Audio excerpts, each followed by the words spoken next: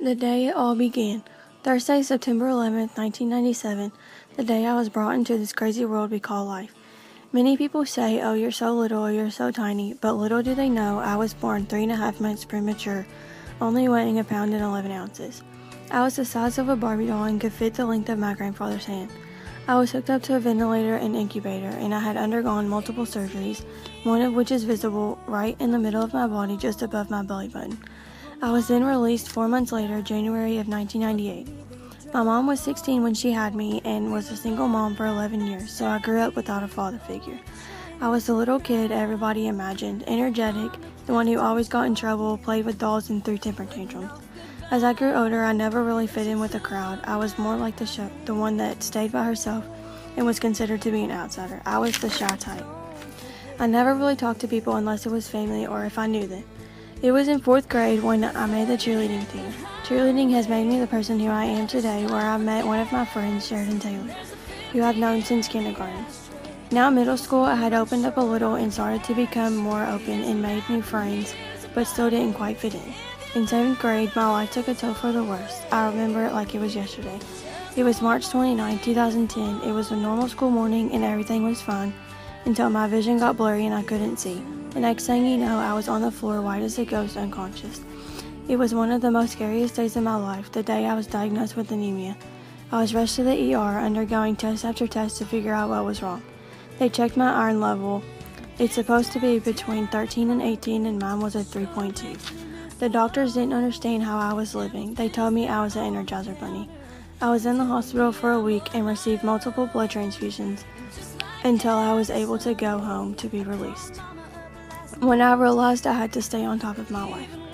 8th grade came along and I became a fish in the sea. It was time to start a new chapter in my life, high school.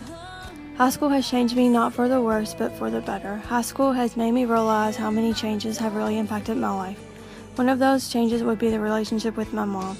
She never really grew up with a mother figure because her mother was diagnosed with Huntington's disease, which unfortunately has no cure. She passed away before I was born, so I never really got a chance to meet her, but I've heard multiple things about her.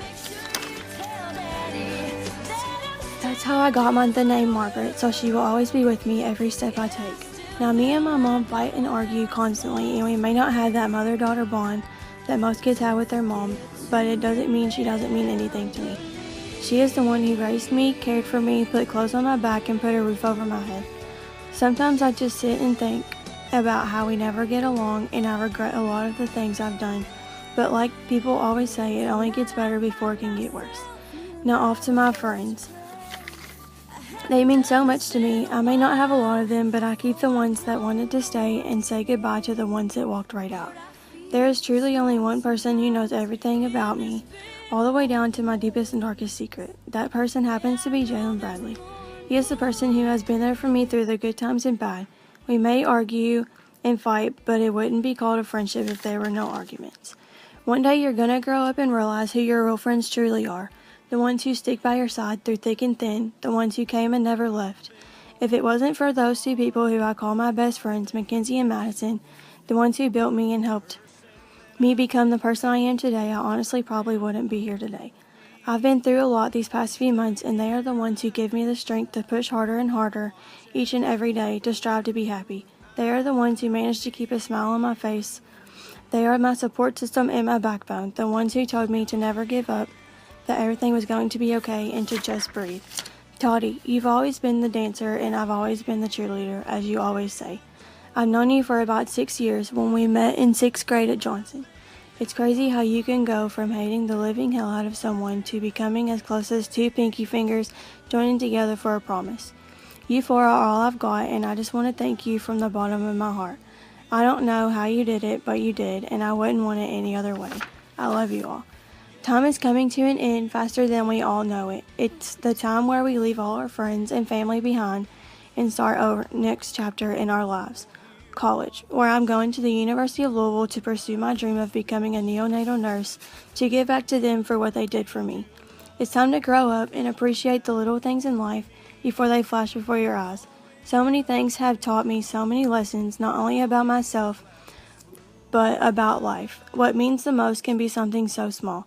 Even though we as people go through hardships and take on what we call struggles, never take those for granted because you never know when your last will be. You have to take things day by day and step by step, and I promise it will get better and make a change. You have to believe. Believing makes things 10 times better.